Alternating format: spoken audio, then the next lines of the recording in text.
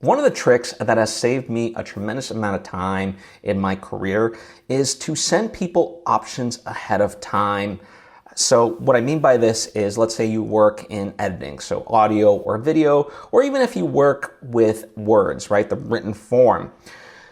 As you get to know the people that you work with, you can start to anticipate, they might want certain options, right? And so they say like, hey, they want to try this. And if you can kind of start to anticipate of, okay, I know they want this, but I think this will be a little bit better, right?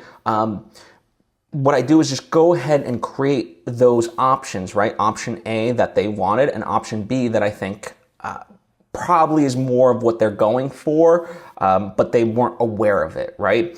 And, by doing this and sending it together, it just saves tremendous amount of time, because I know, again, from experience, that if I send out just the first version of what they want, then they'll kind of look at it like, it's not quite right. And then there'll be a back and forth and so forth. And I'll have to keep reopening a project or going back to whatever and, keep making those changes, re-uploading those things and whatnot. And that's where the time suck comes in, as opposed to if I just put in, 10, 20, 30 minutes, whatever it is in that initial setup, I can save myself that time on the back end because I present those options.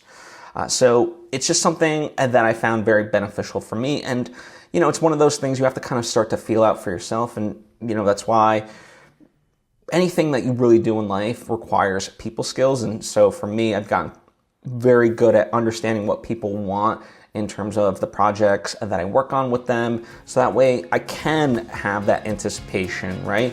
And suggest it in a polite way, and so forth, right? So that has been tremendously beneficial for me. So I offer it to you so that way you can utilize this tip as well.